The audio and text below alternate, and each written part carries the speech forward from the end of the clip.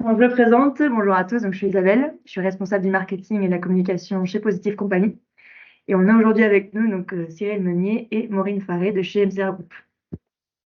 Alors, dans un premier temps, on va vous présenter succinctement ce que c'est Positive Compagnie et MCR. Et on entrera dans le vif du sujet, donc sur RSE rémunération, quels sont les avantages, et ensuite les obligations légales actuelles et futures. Et on aura un temps de questions-réponses sur les 10 dernières minutes. Mais si vous avez des questions, en tout cas, sur des sujets sur le moment, n'hésitez pas à les poser. Violette, qui est consultante junior chez Positive Compagnie, les posera. Donc, elle nous interrompra avec Cyril et Maureen. Mais comme ça, voilà. Le but, c'est qu'il y ait un échange direct et qu'on n'attende pas juste la fin non plus pour les questions et les réponses. Donc, je vais vous présenter Positive Compagnie. Donc, on est un organisme français qui a été créé en 2019. On est initialement un label RSE, mais on a développé deux autres activités à côté. On est entreprise à mission depuis 2020 et on travaille aujourd'hui avec plus de 300 entreprises, que de la TPE au plus grand groupe international. On soutient une vision européenne de la RSE, donc c'est un très large le sujet que je ne développerai pas aujourd'hui. Mais voilà, vous aurez le lien de la présentation, le lien vers notre article et notre philosophie si besoin. Et on a développé tous nos propres outils afin de mieux accompagner les entreprises. Alors, qu'est-ce qu'on fait chez Positive Compagnie? Donc, on vous prépare vraiment pour la CSRD avec nos trois services. Donc, vous avez dans un premier temps donc, le label, parce qu'initialement, voilà, on est un label RSE, un label généraliste. Donc, on va venir auditer donc, les entreprises sur l'ensemble de la norme ISO 26000, donc sur votre cœur d'activité, votre gouvernance, votre impact social, environnemental et sociétal. Et notre spécificité, c'est qu'on va venir interroger l'ensemble de vos parties prenantes. Donc, vos collaborateurs, vos fournisseurs, vos clients, et si vous êtes un plus grand groupe, vos partenaires en fonction de votre secteur. Ce qui vous permet, du coup, dans la CSRD, d'être au niveau de la deuxième étape et de réaliser un état des lieux de vos pratiques RSE et d'implémenter une stratégie. On a ensuite donc, la partie plutôt conseil sur l'accompagnement de la matrice de double matérialité, avec aussi notre cœur de métier qui est l'interrogation des parties prenantes de vous avez besoin pour identifier vos thématiques matérielles. Et notre troisième service qui est Scoring, qui est notre solution sur mesure pour l'évaluation RSE de vos fournisseurs, qui vous permet dans le cadre de la CSRD de faire la remontée d'informations par rapport à l'ensemble de votre chaîne de valeur. Donc, comme je l'ai dit aujourd'hui, par rapport aux entreprises, on travaille avec plus de 300 entreprises, mais pour les entreprises labellisées, on est autour des 200 entreprises labellisées, des plus petits groupes d'entreprises comme Samy, qui fait du bilan carbone, à des groupes comme Vinci Facilities ou Groupe Ebra dans la presse. Voilà pour Positive Compagnie très succinctement, et je vais laisser la parole à Cyril ou à Maureen pour MCR. Merci. Merci à toi. Bonjour à tous. Oui, quelques mots peut-être. Donc déjà, moi je suis Cyril Meunier, je suis associé du cabinet MCR depuis sa création, c'est-à-dire il y a quelques années, on va fêter nos 30 ans l'année prochaine. Ça ne nous rajeunit pas, mais on reste toujours jeune, donc dans la tête et dans nos idées. Donc nos activités, en fait, MCR, on travaille. Alors, ce qui est important, c'est que MCR, comme vous voyez, notre baseline, c'est Performance for Humans. Ce slogan, on l'a depuis toujours. Et c'est une vision qu'on a de l'entreprise, c'est que la performance, elle doit être faite pour l'homme, et pas l'homme pour la performance de l'entreprise. En gros, c'est un peu l'idée de Richard Branson, prenez soin de vos équipes, ils prendront soin de vos clients, quoi. Donc notre démarche, donc nos métiers, c'est la stratégie de rémunération. Donc ça, c'est le métier historique. Donc on accompagne les entreprises à mettre en place des dispositifs de rémunération dynamiques, motivants, et ça sur tout type de population. Donc on travaille sur des logiques et on a un positionnement historique sur tout ce qui est partage de la valeur. Georges parlait de partage de la valeur, d'épargne salariale, c'est des sujets sur lesquels on travaille depuis très longtemps. On travaille aussi sur des logiques d'actionnariat salarié. On travaille également sur les variables aussi des équipes commerciales, qui est un vrai sujet, notamment avec des impacts RSE maintenant qu'on essaie de mettre en place, même pour les commerciaux qui sont dans leur voiture toute la journée. Et puis, on travaille également sur les sujets de fixe, puisque on fait des pesées de poste, des benchmarks, des analyses de rémunération, des positionnements. Voilà. Donc on a une approche assez globale de la rémunération. On a une grosse quinzaine de collaborateurs sur ces sujets-là. On a une deuxième activité qui est liée, hein, on offre des solutions de compensation and benefits manager. Donc un savoir. Donc ce sont les spécialistes des rémunérations, principalement dans les grandes entreprises, puisqu'ils sont vraiment ciblés là-dessus. Et on a tout un réseau de CNB qu'on propose en temps partagé aux entreprises, soit sur des projets spécifiques, soit pour un remplacement, soit pour des entreprises un peu intermédiaires qui n'ont pas forcément la taille d'avoir un CNB à temps plein et de pouvoir quand même, mais qui ont quand même besoin de ces compétences.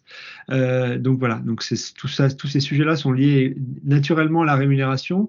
Et on a aussi deux autres activités qui sont là aussi liées à la performance et la motivation des entreprises, puisqu'on accompagne les entreprises dans leur performance commerciale, tant au niveau de conseil, puisqu'on travaille sur l'organisation, la stratégie, le discours de vente, et puis on fait aussi de la formation et du coaching de commerciaux, notamment à travers une approche qui est un savoir-faire que l'on a, qui est lié au livre que Frédéric Bonneton, mon associé, a sorti en 2017, qui s'appelle La négociation émotionnelle. Donc on travaille sur toute la dimension émotionnelle de la vente, contrairement au discours rationnel, on travaille sur toute cette dimension-là, et on a aussi une activité de développement du leadership, donc avec des missions de coaching et d'accompagnement de managers. Voilà pour nos activités. En résumé, voilà, notre métier, c'est la performance et la motivation au sein de l'entreprise. Super. Je vous laisse vous présenter peut-être un petit mot, Cyril et Maureen, sur votre parcours et par rapport à MCR. Alors, moi, ça va être assez rapide. J'ai rencontré Frédéric, qui était un ancien de mon école, qui est venu pitcher. J'étais en train de préparer mon master et j'ai trouvé que ce qu'il avait à dire était intéressant. Je l'ai rejoint dans un cabinet. Au bout de 3 mois, il m'a dit je m'en vais. Et il m'a dit tu viens. J'ai dit ok. Et puis voilà. Voilà l'histoire. Et 30 ans après, je suis toujours là. Alors voilà, c'est une histoire qui dure. Je ne sais pas si elle est belle, mais en tout cas, elle est longue. Super.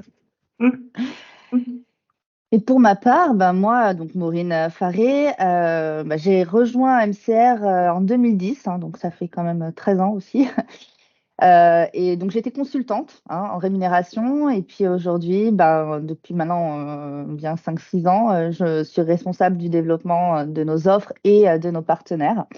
Et donc, c'est vrai qu'aujourd'hui, ces sujets de rémunération et de responsabilité sociale des entreprises ne fait que s'accroître dans les échanges qu'on peut avoir avec nos prospects, nos clients. Et donc, c'est super de pouvoir en parler aujourd'hui, d'exprimer un petit peu notre expérience avec vous, de la partager en tout cas, et de vous apporter quelques petits éléments qui pourraient vous être utiles en tout cas, ou vous donner la matière à réflexion.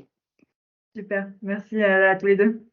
Alors, on va passer du coup au vif du sujet. RSE et rémunération, quels avantages? Pour ceux qui nous ont rejoints, n'hésitez pas à poser des questions pendant l'intervention. Le but, c'est que ce soit un échange. Donc, voilà. Soit vous attendez vraiment à la fin, soit n'hésitez pas à les poser en attendant dans le chat. Donc, je vous laisse la parole, Cyril et Maureen. Alors, nous, on avait vraiment envie de vous partager un petit peu, et de mettre en avant les avantages de l'association de la rémunération à la RSE.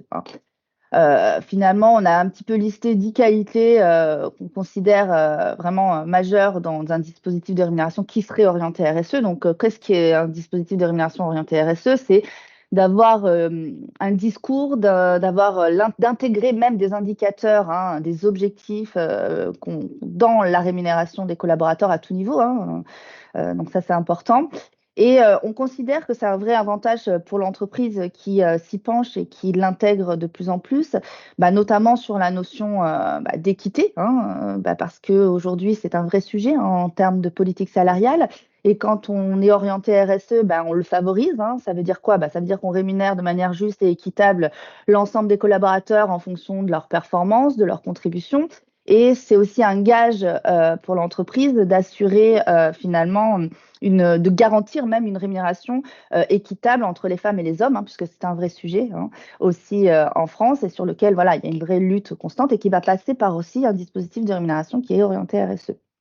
La durabilité, elle est essentielle à plusieurs niveaux, parce que déjà, quand on intègre cette notion-là dans nos dispositifs de rémunération, c'est que on veut vraiment avoir une notion durable des pratiques responsables dans l'entreprise, et on veut que ça soit perçu comme tel aussi pour l'ensemble des collaborateurs. Donc ça, ça a plein d'avantages, hein. Ça va améliorer l'image de marque, ça va créer de nouvelles opportunités aussi, hein.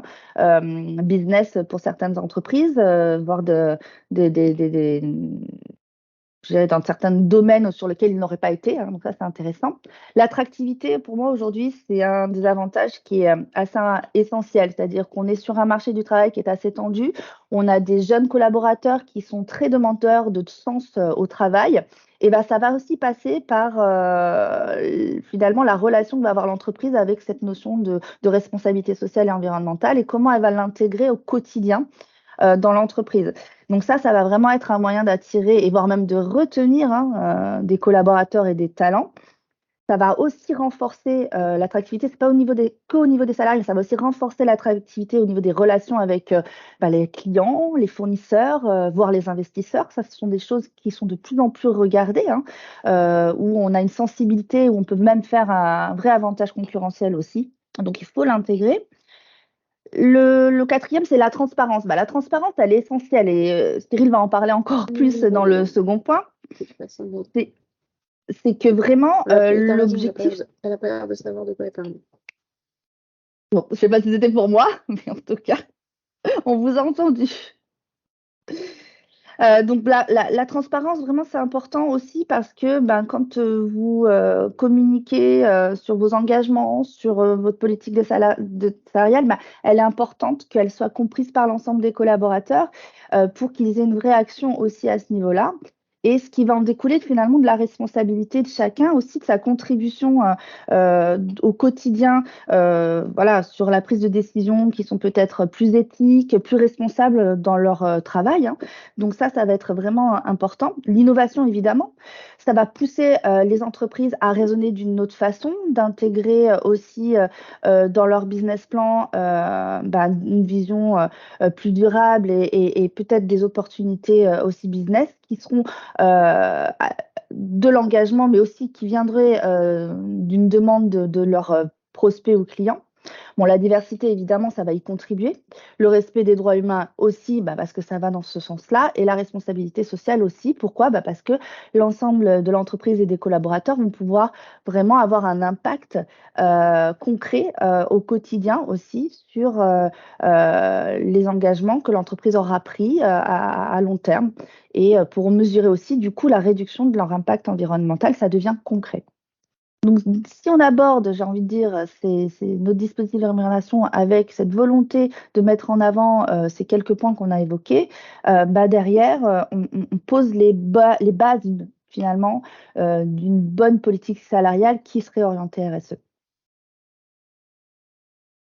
Ok. Et sur les critères RSE, sur les différentes entreprises que vous avez accompagnées, quels sont les principaux que vous mettez en place au début? Quels sont les critères que vous mettez le plus facilement en place avec les entreprises sur la partie RSE? Alors, ça va être souvent, alors ça dépend évidemment des activités, mais on va toujours être sur, dans un premier temps, parce que c'est assez simple à mettre en place, ça va être des actions sur le tri, par exemple, sur la mobilité aussi, d'essayer d'avoir des transports plus sains que la voiture et autres, quand c'est possible, dans la mesure du possible, évidemment. C'est d'inciter évidemment à la mobilité verte. Ça, c'est des choses qui sont assez vite mises en place et qui sont assez faciles à mettre en place parce que dans nos quotidiens, on y arrive. Et après, en fonction de l'activité, on va essayer de travailler aussi sur l'empreinte carbone. Ça devient de plus en plus. Et alors ça, après, ça va j'ai envie de dire, se peaufiner en fonction des outils de mesure que l'entreprise va mettre en place, les labellisations aussi des entreprises, des engagements qu'elle va prendre, et des certifications aussi, liées à certaines certifications ISO, etc., qui vont intégrer cette notion-là. Ok. C'est vrai que c'est un vrai sujet, juste sur ce sujet-là, c'est un vrai sujet. C'est vrai ça fait pas mal de temps que les entreprises nous disent, voilà, on aimerait bien mettre un critère RSE dans nos dispositifs. Et on leur dit, ok, mais vous suivez quoi? Alors, des indicateurs économiques, il y en a partout, à tous les niveaux, mais des indicateurs socialement responsables, mais il n'y en a pas beaucoup. Alors au début, il n'y en avait pas, donc on essayait d'en inventer, d'en trouver sur le nombre de déplacements, ce genre de choses. Là aujourd'hui, c'est vrai qu'il y a quand même on a de plus en plus d'indicateurs et c'est vrai que des démarches comme Positive Company sont intéressantes parce que ça permet aux entreprises d'avoir une valorisation, d'avoir un suivi et de pouvoir quantifier l'impact et l'action de tous. Parce que le risque, c'est de se dire, on y va, on met en place un indicateur, puis en fait, c'est juste, c'est très réducteur, c'est bon, bah, c'est l'utilisation des consommables, c'est la limitation des déplacements, mais c'est tellement réducteur que finalement, on ne peut pas vraiment parler d'une vraie démarche. C'est juste un prétexte pour mettre quelque chose, alors que là, ce qui est intéressant dans les certifications, c'est qu'on a une approche globale. Ok. Et par exemple, sur les KPI à mettre en place, est-ce que c'est vraiment facile, par exemple, de le mettre à titre individuel pour les primes, par exemple la réduction de l'empreinte carbone? Si on parle du déplacement des salariés, est-ce que c'est plutôt à titre individuel qu'on mettra une prime s'ils arrivent justement à atteindre les objectifs RSE que se fixait l'entreprise? Est-ce que c'est plutôt au niveau de l'entreprise en général? Parce que par exemple, la validation, c'est plutôt le département RH qui va porter ces projets. Donc, comment en fait sont vraiment les critères RSE? Est-ce qu'on les fait plutôt par département parce qu'ils n'auront pas forcément les mêmes impacts? Si on parle d'inclusion, on sera plutôt sur le sujet RH. Si on parle d'innovation, sur la partie recherche et développement. Donc, par rapport voilà, aux entreprises que vous avez actuellement, comment vous faites par rapport à ces critères RSE? Ben, on est plutôt vraiment sur la dynamique collective. C'est très rare que des indicateurs RSE soient pris de manière individuelle. Parce que c'est une responsabilisation collective. Enfin, je pense, je sais pas, Maureen, je pense que on partage Alors tous, oui, c'est que c'est une responsabilisation collective, donc c'est mieux de le mettre en collectif. Déjà, c'est plus porteur de sens. Et on sait que ça a un impact plus important parce qu'individuellement, il y a ceux qui font attention, qui sont naturellement sensibilisés, qui font des efforts. Donc on met un objectif, mais ils le font déjà. Je vois pas l'intérêt de faire des objectifs. Et puis il y a ceux qui le sont moins. Et donc du coup, c'est pas sûr qu'ils y aillent. Alors que si on travaille de manière collective, on crée une dynamique collective qui entraîne tout le monde. Donc ça c'est. oui, alors souvent c'est collectif au niveau global et après vous pouvez avoir des notions plus spécifiques au niveau équipe. D'accord? Si on a des commerciaux voilà, qui sont souvent sur le terrain, bah, comment on les fait contribuer à la RSE par rapport à leur quotidien. Et, donc ça, oui. Mais la démarche, elle est toujours collective. Individuelle, enfin, à ma connaissance, on l'a encore jamais mis en place, en tout cas. Ok, top. Est-ce que vous avez des exemples, par exemple, de KPI? Parce que c'est toujours un peu la question en RSE par rapport à la rémunération, justement. euh, Des exemples, oui, des exemples. Alors, s'il y a juste, je reviens quand même sur le niveau individuel, il y a quand même un indicateur individuel qui est d'ailleurs une obligation, c'est-à-dire que toutes les entreprises cotées, le dirigeant, le mandataire a des indicateurs, doit avoir des indicateurs RSE dans sa performance. Voilà, donc ça, c'est c'est une obligation légale. Donc c'est le seul, c'est les grands dirigeants d'entreprise qui ont des indicateurs par le conseil d'administration doivent avoir des indicateurs RSE. Voilà. C'est les seuls qui sont obligés. Et évidemment, le fait que ce soit mis au niveau des dirigeants, c'est décliné derrière au niveau des équipes. Alors, les indicateurs, peut-être Maureen, qui est toi la grande spécialiste. Bah, des indicateurs, alors, on va être, je vais vous donner quelques grands thèmes, mais en fait, en ce moment, ce qui est très tendance et ce qui est normal, c'est tout ce qui est transition énergétique. Et puis, ça a du sens aussi parce que la réduction des coûts va aussi impacter la rentabilité de l'entreprise. Donc, on y est de plus sensible, mais avec un discours derrière d'une volonté que ça soit durable, hein, que ça soit pas juste un instant T. Les indicateurs qu'on va vraiment beaucoup retrouver parce qu'ils sont faciles à mesurer, voire ils sont déjà mesurés, ça va être tous les engagements RSE via des certifications. Par exemple, fournisseur avec tout ce qui est certification ISO notamment.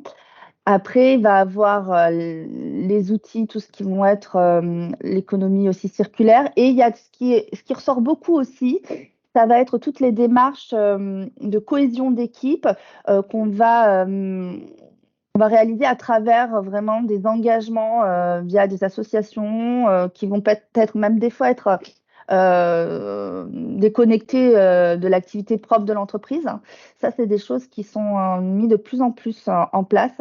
et qui parle beaucoup aux dirigeants d'entreprise. Voilà. Donc, ça permet aussi de créer de la motivation des équipes en travaillant sur d'autres sujets, en s'engageant par ailleurs sur des sujets qui tiennent cœur à l'entreprise et aux salariés. Ok, top. Est-ce que vous êtes bon sur cette partie-là? Vous voulez passer à la deuxième Ouais, partie? très bien. Ouais. Hop. Donc, on va passer sur les obligations légales. Je pense que c'est à toi, Cyril. Allez. Bah oui, alors Alors, on parlait excusez-moi. tout à l'heure, oui. Ah non, pardon. Non, c'est bon. J'ai eu un décalage, pardon. C'est bon, tout va bien. Excuse-moi, Cyril. Tout est bon. J'ai cru qu'il y avait un problème technique, mais c'est bon, c'est bon.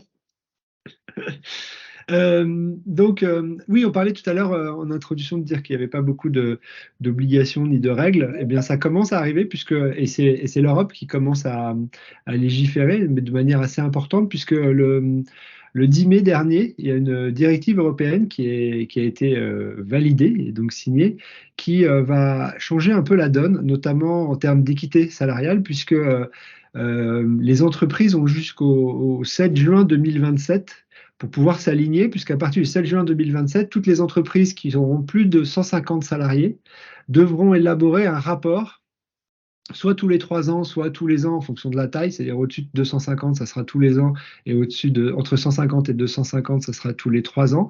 Ils devront éditer un rapport, notamment de transparence sur les rémunérations, qui mettra notamment en évidence les disparités d'équité salariale entre les hommes et les femmes. Donc ça, c'est pas neutre, c'est que ça veut dire que toutes les entreprises qui ne le sont pas ont 3 ans pour le faire. Donc pour ceux, donc c'est une bonne nouvelle. Après, il y aura 2031 pour les entreprises entre 100 et 150, et pour l'instant, les entreprises de moins de 100 salariés sont pas forcément concernées par cette réglementation. Donc ça veut dire qu'il y aura une obligation accrue.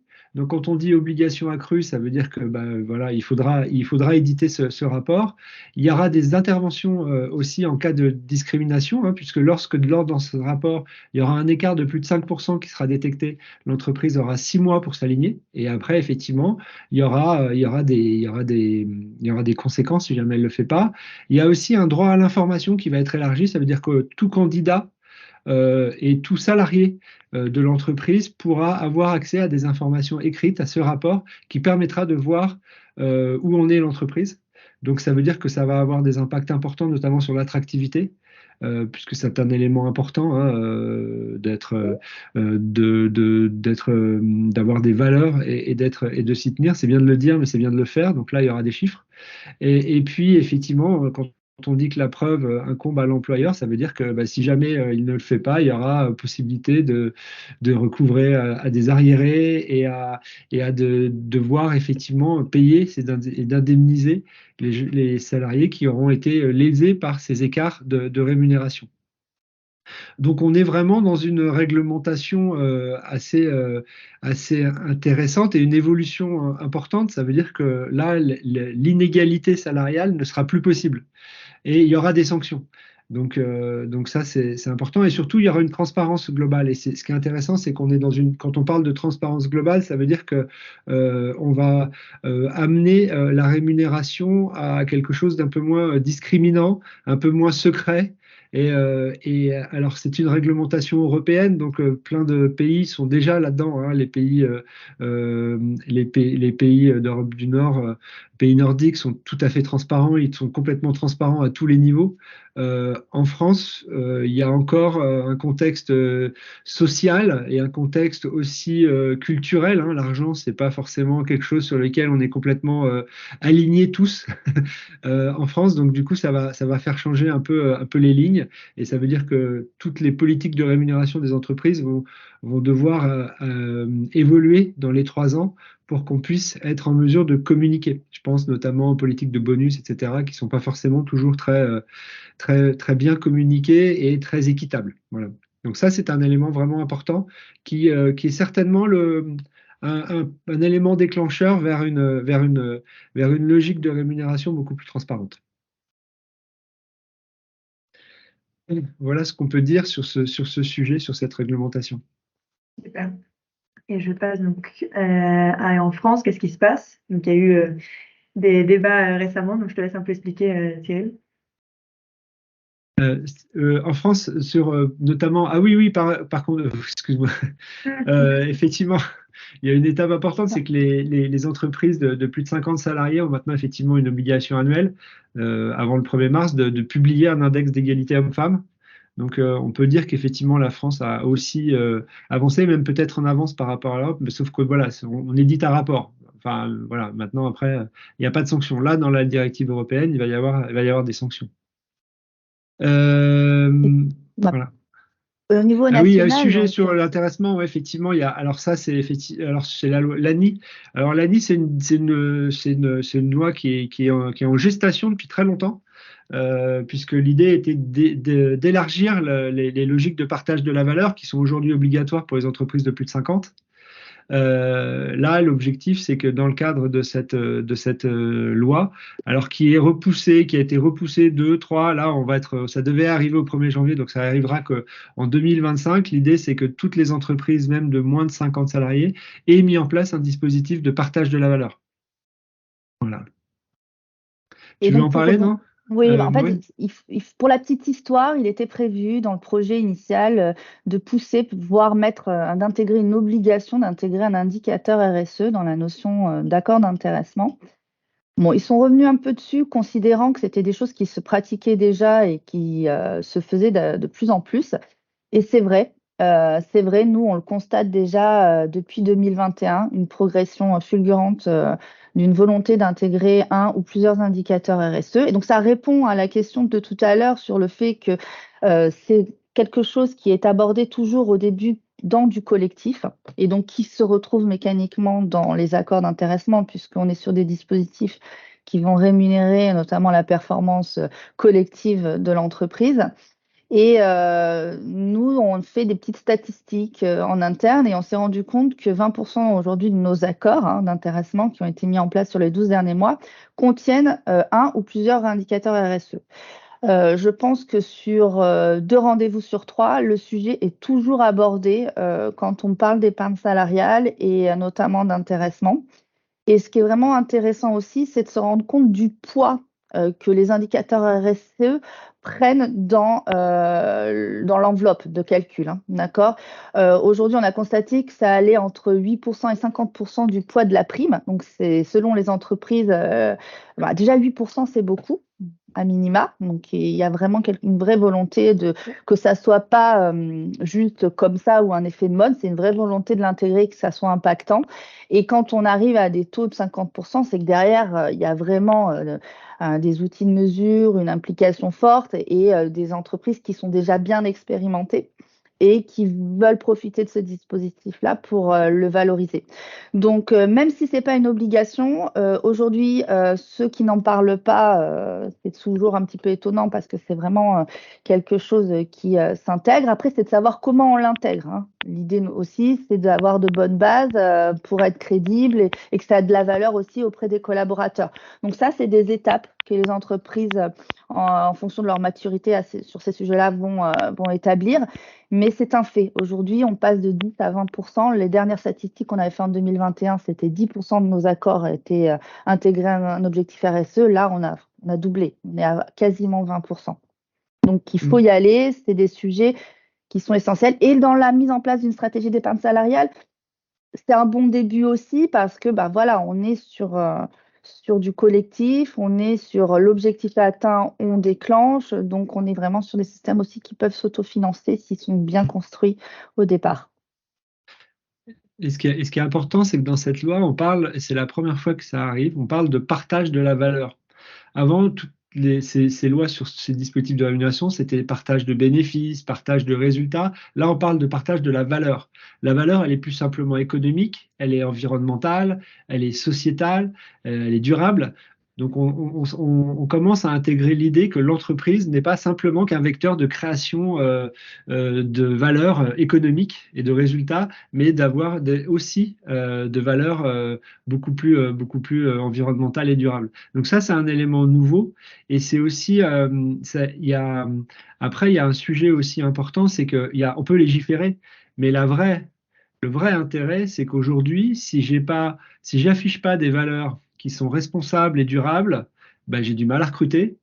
les gens, s'ils s'aperçoivent que c'est du fake et que c'est de la communication et qu'à l'intérieur, les valeurs managériales, les valeurs dans l'entreprise ne sont pas tenues, bah, du coup, il y a beaucoup plus de turnover, on a du mal à les garder. Donc la vraie règle, en fait, c'est la performance et c'est d'arriver à être attractif et de fidéliser. Et aujourd'hui, ce que les gens veulent, c'est pas juste des discours et des vœux pieux, c'est que ce soit réel. Et le fait de l'intégrer dans l'intéressement, c'est aussi une façon de dire, oui, alors on le dit, mais on le fait aussi. Et aujourd'hui, les gens n'ont plus envie qu'on en parle, ils ont envie qu'on agisse. Et donc, c'est dans des actions concrètes et notamment la rémunération qu'on peut dire, OK, là, on y est. On n'est pas en train C'est d'en parler, on engageant. le fait. Mais ça, Et c'est justement, un, et ça, c'est un élément vraiment moteur. vous avez justement des retours sur investissement de la part de vos clients voilà, en disant, voilà, avec ces critères RSE, on a eu plus d'engagement de la part des collaborateurs, on a une dynamique qui s'est créée. Comment ont réagi en fait les collaborateurs par rapport à ces critères RSE dans leur rémunération? Est-ce que vous avez des retours? Bah, le retour, c'est qu'ils veulent donner davantage de poids à ces indicateurs-là. C'est ça qu'on a, l'expérience qu'on a. C'est quand on commence, alors évidemment, on commence par rapport à ce qu'on a déjà et souvent, bah, ça prend de l'ampleur dans l'entreprise, donc ça va se retraduire dans la rémunération. Et après, bah, il y a l'environnement aussi qui fait qui va solliciter d'autres indicateurs, d'autres idées, et donc qui vont se retrouver dans les dispositifs de rémunération. Plus on prend soin de ses équipes, plus on porte des valeurs, plus les gens sont impliqués, ils ont du sens dans leur travail, et plus il y a d'attractivité, plus il y a de fidélisation. On est dans une spirale vertueuse en fait. Et voilà, toutes les études le montrent, hein. Les études aux États-Unis nous disent que voilà, les entreprises qui sont responsables socialement ont des cours de bourse qui sont plus importants que les autres, en tout cas dans la durée. Voilà, alors là, on revient sur des éléments économiques, mais c'est inévitable. C'est la force d'une entreprise, c'est l'implication et le sens que les équipes trouvent dans le travail. Et par rapport aux entreprises que vous suivez, quels sont les premiers freins justement pour mettre des critères RSE dans la rémunération? Est-ce que c'est plutôt des peurs de KPI, de vraiment pouvoir mesurer, est-ce qu'il y a voilà, est-ce qu'il y a des freins importants en tout cas d'intégrer ces critères RSE? Oui, il y en a parce que parfois c'est nouveau, parfois on a l'impression que c'est un effet de mode, donc on ne sait pas comment on se rattache à ça. Donc il faut justement apporter un peu d'authenticité à tout ça et s'assurer que derrière, il y a un vrai engagement de l'entreprise d'impliquer ses salariés et d'aller vers une dimension RSE. Et une fois qu'on arrive à bien définir ça, ben, là, on a vraiment matière pour intégrer des indicateurs qui ont du sens. Vraiment, l'idée, c'est pas de mesurer le poids de la boîte mail, vous voyez. Enfin, évidemment, pourquoi pas, mais derrière, ça ne peut pas être résumé qu'à ça, un indicateur KPI RSE. Donc, il faut que ça s'intègre dans le projet d'entreprise et dans les valeurs qu'elle veut véhiculer aussi en termes d'image. Et surtout ne pas le faire si c'est juste pour dire tiens, j'ai un critère, quoi. Mm. C'est que derrière, il doit y avoir aussi de la sensibilisation, de la communication pour dire ben voilà, comment on peut l'améliorer, comment au niveau de chaque équipe, comment au niveau de chaque individu de l'entreprise, on peut avoir un impact et quelles actions on peut faire concrètement. Et ça, ce travail-là fait que les gens se responsabilisent et il y a une amélioration donc, de la performance. Du coup, il y a une enveloppe plus importante. Et puis surtout, derrière, ça veut dire qu'on s'aperçoit que ça fonctionne. Et effectivement, comme disait Maureen, ben, on a tendance à avoir alors là, il y a 20% des accords qui ont un dispositif, mais on s'aperçoit aussi que le poids des indicateurs RSE devient de plus en plus important. Voilà. Le vrai frein, finalement, c'est le manque d'outils et de mesures qu'on peut retrouver nous aujourd'hui et sur lequel on sera évidemment très, très regardant parce qu'on ne va pas mettre en place des indicateurs RSE si on n'est pas capable de les mesurer, de les suivre et de voir l'impact qu'ils peuvent avoir sur la motivation et la performance. Donc 20%, c'est pas mal, mais je suis sûre que si on arrive à trouver les bons outils, que ça soit pertinent, on va vite augmenter ce taux au-delà de 50%. C'est vraiment l'enjeu aussi. Ça se fera naturellement dans les années à venir, mais il faut s'équiper. Donc voilà, ça a du sens aussi de se faire labelliser parce que c'est une étape déclencheur aussi. Ok. Est-ce que vous avez d'autres choses à ajouter sur cette partie-là? C'est bien déjà. Il y a des... On va laisser, je sais pas, peut-être des gens ont des questions ou veulent revenir sur des points, donc laissons le temps au partage. Ok, alors je fais juste un point sur nos prochains événements. C'est notre Positive Meetup à Lille. Donc ceux qui sont sur l'île et qui souhaitent nous rencontrer, on sera présent chez La Voix du Nord, qui est en cours de labellisation Positive Compagnie. Donc c'est jeudi prochain à partir de 17h. Et on aura donc une table ronde sur les médias responsables, donc le décryptage d'une rédaction engagée. Et on aura donc Pierre Mauchamp, directeur de la rédaction, qui nous expliquera comment voilà, on engage une rédaction autour des sujets de la RSE. Donc si vous avez des questions, en tout cas, c'est maintenant. J'arrête. Là, j'ai mon écran. Alors, est-ce que quelqu'un a des questions? N'hésitez pas. Oui, j'ai des questions. On les pose comme ça, librement, Oui, directement? allez-y, allez-y. Donc, merci pour cet exposé qui brosse bien globalement les enjeux. Alors après, je trouve que la difficulté, c'est de les décliner. Une fois qu'on a dit, alors vous avez introduit partage de la valeur, donc je me suis demandé si la notion de partage de la valeur était une notion RSE ou pas. Vous voyez? C'est-à-dire, est-ce qu'on part de la RSE d'abord? C'est un certain nombre de choses, c'est ce que fait, je crois, Positive Company. Mais est-ce que le partage de la valeur, c'est une notion RSE? Donc, alors ensuite, donc, cette question de partage de la valeur. Et ce que je trouve un peu compliqué, enfin pas compliqué, ce qu'il faut arriver à se représenter, c'est que la rémunération est quelque chose de quantitatif, donc ce sont des chiffres. Quand vous dites, par exemple, que des démarches de cohésion d'équipe doivent amener à plus de valeur, j'ai du mal à me dire, tiens, mais alors comment on fait de la cohésion d'équipe qui va se matérialiser en rémunération complémentaire, non? C'est ça? Alors, ce que je voulais exprimer, c'était de dire, bah voilà, quand vous avez dans le bien-être au travail, hein, ce qu'on disait, ben, ça Oui, passe aussi par de la cohésion d'équipe, ça passe aussi par le partage de valeurs. Et donc, ben, c'est le fait d'être plus productif, plus motivé au quotidien dans son entreprise parce qu'on aura fait aussi je dirais, des activités extra, voilà, business, qui auront contribué justement à ça. Et donc, évidemment, quand on est motivé et qu'on est plus productif et qu'on est bien en entreprise, en général, on crée aussi de la valeur. donc C'est d'accord, dans ça ce veut dire que sens-là. c'est dans ce sens-là. Ça veut dire que si je Exactement. fais, je sais pas moi, un séminaire à la montagne, un team building, etc., ça va se concrétiser par la productivité en plus que vous allez pouvoir mesurer et qui Bah, alors, qui va se traduire en prime, en bonus, Bah, alors non, en fait, ce que je veux dire, c'est que quand on... Bon, ça, c'était un exemple parmi tant d'autres, hein, mais en fait, l'idée, c'est vraiment de pouvoir, dans ces team building aussi, c'est d'avoir du travail d'innovation, de réflexion sur son business aussi, associé à une activité peut-être aussi associative, hein, dans le but qui va contribuer finalement au projet de développement de l'entreprise. D'accord? Donc parfois, on voit des entreprises qui nous demandent de pouvoir avoir un ou deux événements. Ça va se matérialiser comme ça en termes de mesures sur l'année associatifs qui vont découler sur du travail aussi d'équipe. Voilà. C'est de d'accord, s'engager, en fait, c'est s'engager, par exemple, dans l'année, à faire à minima deux événements d'équipe en lien avec une association de contribution sociale, par exemple, ou éthique, voilà, associés à une cohésion d'équipe et un travail de team building. Voilà, d'accord. Alors, par je exemple. rebondis donc sur votre métier à vous. C'est MCR Consultant qui intervient, je dirais, comme un acteur de coaching et qui va accompagner l'entreprise à monter ces deux événements, tels que vous venez de le Ok. dire, c'est ça?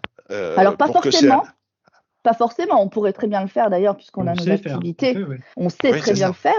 faire. Mais voilà, donc nous, on va fixer par exemple les objectifs en termes de rémunération et après, il y a la concrétisation de ces événements. Après, parfois, il y a des collaborateurs qui ont cette responsabilité RSE aussi dans l'entreprise, qui vont être organisateurs, notamment sur le choix des associations auxquelles on veut, on veut soutenir, etc.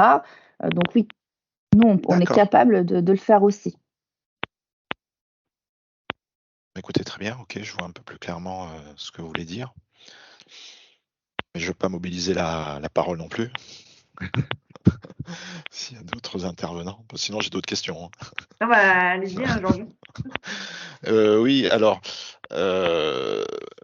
sur la partie intéressement, qui est quelque chose d'intéressant, parce que on a un dispositif éprouvé dans le temps, hein, en France. Les gens maintenant sont assez sensibilisés sur ce que c'est qu'un intéressement. Et quand ça agit de manière collective, intégrer donc des variables RSE dans l'intéressement, donc ça se fait, c'est ça, hein, je crois qu'on peut le dire, ça se fait. Donc vous intégrez des indicateurs qui touchent soit la transition énergétique, soit l'économie circulaire. Alors j'ai déjà plus de mal à voir comment l'économie circulaire peut impacter un intéressement, parce que encore une fois, pour moi, qui travaille avec des gens du chiffre, l'intéressement reste quelque chose de très chiffré, quoi, très, très concret dans le chiffre. On se dit, tiens, comment font-ils pour intégrer l'économie circulaire sur un indicateur comme indicateur pour calculer un intéressement? Je ne sais pas si vous pouvez en parler là, c'est un peu technique, mais c'est toute la difficulté, hein, du choix des outils et de comment on l'intègre. Donc, ça va être des actions qu'on va nommer finalement, le nombre d'actions qu'on va avoir dans ce thème-là, dans ce domaine-là, pour commencer après derrière à avoir une sensibilisation et une action au sein des équipes. D'accord, ok. Je vois. Ça va être plus ça. En fait, c'est vraiment le frein, hein, au départ qu'on a, hein, c'est le manque d'outils, comment on peut le mesurer. Donc, il faut le faire le plus simplement au départ, de manière le plus lisible possible aussi, hein, parce que l'idée, c'est pas de créer une usine à gaz en y intégrant des indicateurs RSE, hein, ça serait tout l'effet contraire, au contraire, mais c'est de commencer à actionner j'avais des réflexes en interne, des réflexions, parce que voilà, on s'est fixé 2-3 objectifs dans l'année sur ce sujet-là. D'accord. Ok, je vois ça. C'est une sorte je pourrais dire que cet aspect RSE ou partage de valeur, hein, puisqu'on est sur quelque chose, tout à l'heure Cyril Meunier l'a dit, sur le partage de la valeur qui sortait de l'aspect purement économique, ce serait comme une sorte de pondérateur des éléments quantitatifs, par exemple, oui, de l'intéressement, c'est ça? Tout à fait. Un peu comme ça. Déclencheur. D'accord. Mais Georges, je comprends, de ce que j'ai compris de votre activité, vous travaillez beaucoup avec les experts comptables. Donc, effectivement, j'imagine que dans cet univers expertise comptable très chiffre, et très chiffre économique pour le coup. Oui. Mais ça va un peu. Mais là aussi, ça va un peu changer puisqu'il y a quand même, il va y avoir des obligations de bilan extra-comptable. Je sais qu'il y a des démarches, notamment des startups qui se créent dans un environnement qui propose aux experts comptables de pouvoir les aider à ce que les experts comptables, qui sont les conseils de proximité, notamment des PME, pour les aider à faire des démarches RSE. Donc ça bouge, mais ça bouge aussi. J'imagine vous le voyez au quotidien, j'imagine. Oui, la notion de partage de valeur telle que vous l'avez décrite tout à l'heure, elle était intéressante, hein, c'est-à-dire qu'on met de la valeur quasiment en beaucoup de choses. Relations humaines, relations avec l'environnement, il y a plein de choses autour de la valeur, mais ça infuse. Donc après, on se dit, bon, comment on fait pour, dans ce milieu de la TPE, PME, qui n'est pas forcément aussi peut-être pas ouvert, mais sensibilisé, voilà, que les grandes entreprises dans lesquelles vous travaillez. Moi, c'est ça qui m'intéressait de vous écouter, c'est de dire, est-ce qu'une TPE qui a 10 salariés peut penser RSE, partage de valeur, etc., etc.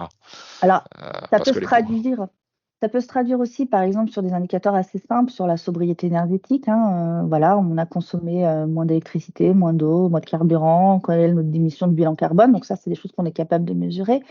Par exemple, sur certains métiers, notamment le BTP ou des métiers un peu plus à risque, on va surtout regarder le nombre d'accidents du travail qui seraient en lien à un respect ou non voilà, des règles de sécurité, par exemple. Ça, c'est des choses qu'on peut intégrer aussi et qui peuvent avoir du sens aussi dans la responsabilité sociale et environnementale.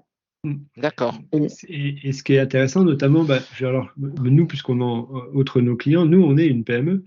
Et ce qui était intéressant, notamment lorsqu'on a fait notre première certification positive compagnie, on a eu un retour. Il y avait quelques indicateurs sur lesquels effectivement on sentait qu'il y avait du travail à faire. Notamment, c'était, je crois, la mobilité. Donc on s'est tous un peu responsabilisés. Alors maintenant, il y a de l'électrique partout. On n'a plus assez de prises dans les bureaux, mais mais- On a des éoliennes sur le toit. va falloir, mais c'est vrai que le fait d'avoir la démarche, nous, Positive Company, nous a beaucoup aidé, puisqu'on était, comme tout le monde, pas d'indicateurs, enfin pas beaucoup, si ce n'est ben voilà, se faire des choses, c'était du bon sens, mais là, le rapport qui nous a été ramené, au-delà de la certification, nous a beaucoup aidé à nous dire, bah, ah tiens, là, il y a des actions possibles. Voilà, donc et c'est pas qu'une pub, Isabelle, c'est juste que Mais non, nous, ça mais nous a je te aidé. laisse Et parler. je pense que et si on est content d'être là, c'est parce que on pense qu'il y a vraiment un travail à faire aussi sur tout type d'entreprise, quoi. D'accord. Et, par rapport justement au label, c'est que la rémunération, c'est un vrai sujet. C'est dans la partie gouvernance et sur la gouvernance, on a à peu près 25 questions. La partie rémunération, partage de la valeur, c'est 6 questions. Donc c'est quand même assez structurant, en tout cas dans la partie gouvernance, donc organisation de l'entreprise. Et Voilà, gouvernance, voilà. vous impliquez les décideurs du Ouais, conseil d'administration d'un COMEX, j'en sais rien, des ouais, choses comme ça, c'est ça? ouais.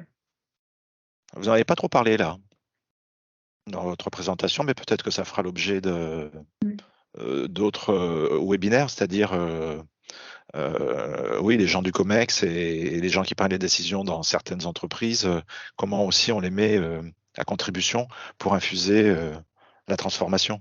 C'est-à-dire, est-ce que leur rémunération est impactée par des critères de leur performance pour qu'ensuite, après, ça redescende. Mais bon, c'est une autre question. Là, je fais de la prospective parce que je sais que MCR Consultant a de très beaux clients. Donc, voilà. Je ne sais pas si Cyril, tu veux donner un exemple. Je ne sais pas si vous avez des exemples d'entreprise où il y a une grande différence entre la rémunération du coup des Ouais. dirigeants et après des salariés, s'il y a une grande différence ou pas.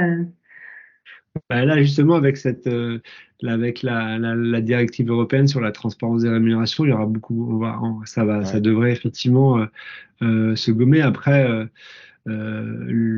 ça va être le vrai sujet, je pense, de cette directive de transparence, de se dire, bon, ok, comment on communique et comment on aligne dans certains secteurs. Il y a des écarts importants entre populations, et pas simplement les dirigeants, hein, les populations qui ont des niveaux de rémunération très importants.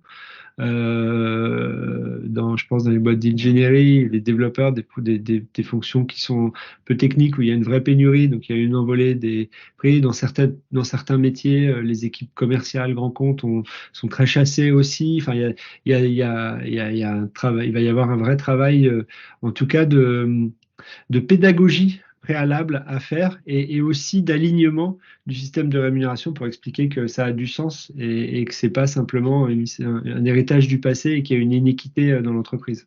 Ouais. Mais c'est pas que les dirigeants, hein, c'est pas que les dirigeants. Le spectre, le pointer du doigt les dirigeants qui gagnent trop d'argent, je pense que c'est pas le sujet. Le sujet, c'est vraiment par rapport à la création de valeur et par rapport à l'équité dans l'entreprise. C'est pour ça qu'on a développé, nous on travaille beaucoup, on est de plus en plus sollicité sur des sujets de pesée de poste. Parce que souvent l'entreprise travaille sur sa cohérence externe, c'est-à-dire en gros, est-ce que je suis aligné sur le marché? Donc il y a des études, hein, on fait un benchmark, on se dit tiens, sur ce poste-là, est-ce que le marché il est à combien, etc. Donc ça nous permet d'être attractif et aussi de fidéliser. Mais ce qui est important après, la motivation, c'est pas la cohérence externe, c'est la cohérence interne. Est-ce que à l'intérieur de l'entreprise, les gens ont l'impression que leur rémunération est équitable par rapport aux autres populations de l'entreprise? Est-ce que les populations support se sentent valorisées par rapport aux équipes un peu plus, entre guillemets, productives, les commerciaux, les gens à la prod, etc. Et cette notion-là, nous, on la développe à travers un outil qu'on appelle une méthode qui s'appelle PASSI, qui nous permet de travailler sur définir des bandes salariales qui sont positionnées de manière équitable par rapport à la fois au projet, à l'autonomie, etc., qui permettent de pouvoir valoriser chaque emploi repère à sa juste valeur dans sa contribution de l'entreprise. Et après, chacun individuellement peut se positionner par rapport à cet emploi repère. Il y a des gens qui sont au-dessus, d'autres en dessous. Et donc, du coup, on va avoir sur la durée des accélérateurs pour ceux qui sont en dessous et des freins pour ceux qui sont au-dessus pour qu'on arrive vers des bandes salariales qui soient les plus resserrées possibles et qu'on ait une équité interne qui soit propice à la motivation et à l'implication des gens. Et à Et partir de ça, c'est combien de un vrai salariés sujet aussi, au-delà du variable. D'accord. Et à partir de combien de salariés ces problématiques-là se posent dans le spectre de À partir de l'entreprise? 2, Ah oui? Et à assez partir de vite, 2, assez vite, ouais. si je fais la même chose, si je fais la même chose que mon petit copain et que j'ai pas le même niveau de rémunération, bah effectivement, je peux créer de la frustration et de la démobilisation. D'accord, je pensais que c'était quand même des Euh, entreprises de plus de 50 Non, non, je salariés. plaisante, je plaisante sur Pas deux, je forcément. plaisante sur deux, mais c'est sûr que ces sujets-là, il faut quand même avoir mais c'est pas non plus, enfin, je sais pas, Maureen, toi, des pesées de Non, poste, on non, en fait sur des on en entreprises à fait partir sur de des... 30, 40 personnes, Oui, quoi. c'est ça, 30, 40, ce que j'allais te dire. Alors souvent des entreprises aussi qui ont des perspectives de recrutement, hein, parce qu'elles doivent travailler sur les postes à venir aussi. Donc, mais oui, à partir de 30, 40, c'est ça. D'accord. Mais en tout cas, genre, voilà, c'est un des sujets importants. Vous savez que sur la partie interrogation des salariés, on est aujourd'hui à plus de 11 000 salariés interrogés dans le cadre du label. C'est un des items qui est le moins bien évalué, en tout cas de la part des collaborateurs. C'est-à-dire en termes de satisfaction collaborateur, de mémoire, on est autour de 40% de satisfaction. Rémunération? Est-ce que les collaborateurs sont satisfaits, estiment être rémunérés à juste titre? On est autour des 40%. Alors que sur des indicateurs plutôt égalité homme-femme, on est autour des 65. Mais c'est vraiment ça. Donc voilà, c'est des indicateurs où on sait que c'est les moins souvent, les moins bien notés. Donc c'est un grand sujet en tout cas de la rémunération pour les collaborateurs. Et comme on labellise vraiment toute taille d'entreprise, voilà, c'est assez représentatif que ça concerne autant des entreprises voilà, de 10 salariés comme des grands groupes de 4000 personnes. D'accord. On avait une question D'accord. Oui. dans le chat. Alors, c'est de Josiane. J'aimerais savoir s'il existe à ce jour des indicateurs de mesure de la rémunération responsable. C'est ceux qu'on évoquait un petit peu là, notamment c'est des exemples de sobriété énergétique, le nombre de projets engageants qu'on a Je envie de mettre crois en que la place. question, Maureen, c'est de savoir s'il y a des indicateurs de mesure, de savoir si la rémunération est responsable ou pas, c'est ça? Pas des indicateurs qui mesurent c'est ça, si je comprends bien, pour bien comprendre la question. Alors, est-ce que Josiane veut clarifier sa question? Hop.